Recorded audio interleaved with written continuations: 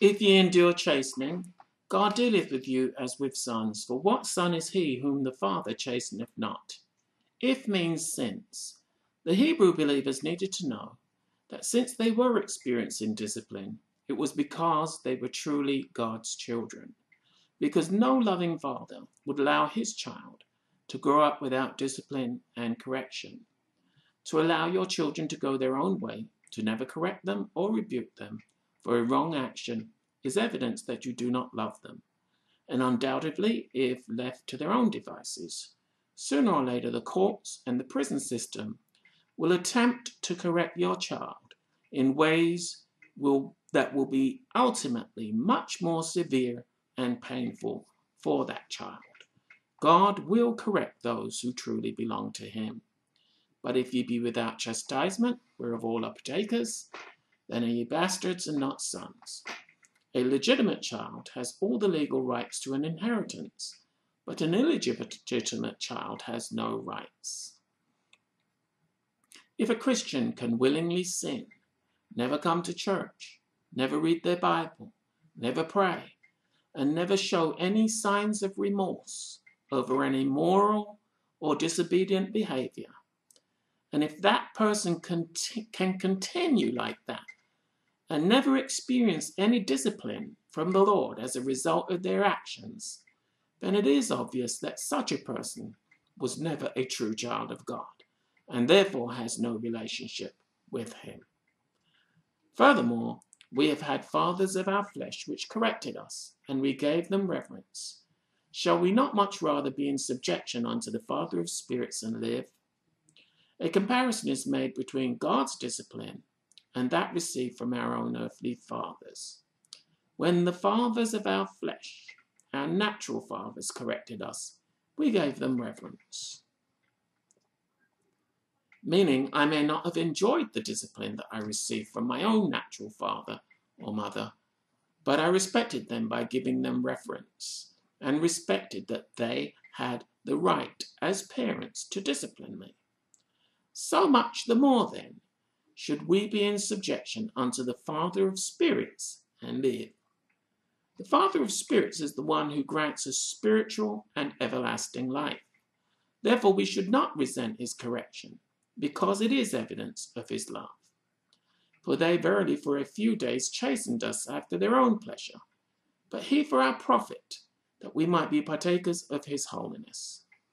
Our natural fathers corrected us for a few days, meaning that while we were under their parental care, they used whatever means they could to discipline and to correct us.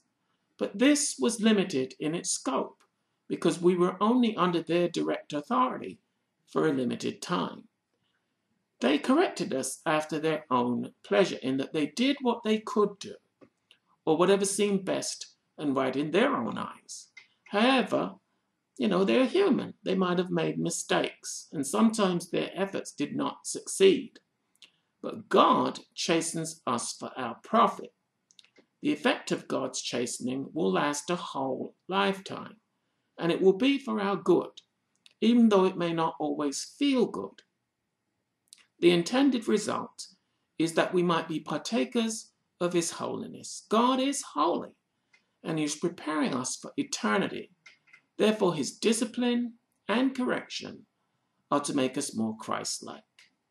Now no chastening for the present seemeth to be joyous, but grievous. Nevertheless, afterward it yieldeth the peaceable fruit of righteousness unto them which are exercised thereby. The result of rigorous training and strict discipline is not always enjoyable or pleasant. Actually, it's never enjoyable or pleasant while it is in progress, but it will bring forth future rewards. Afterwards, it yieldeth the peaceable fruit of righteousness unto them which are exercised thereby. When the season of correction and discipline is over, we will be better for it.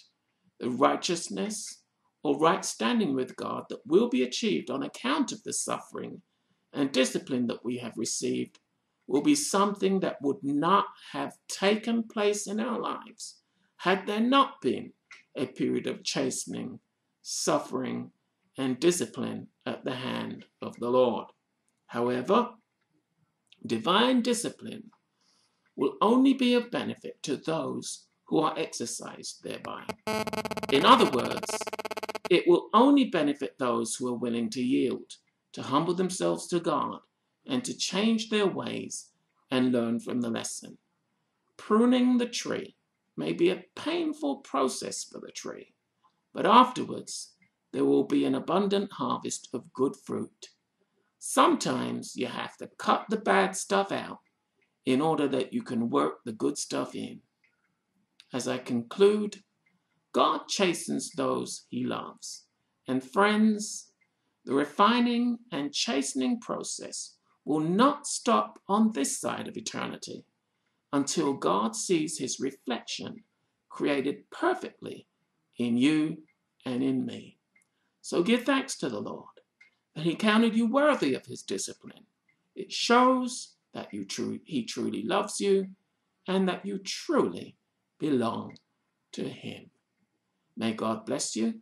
May God keep you. And yes, see you next time.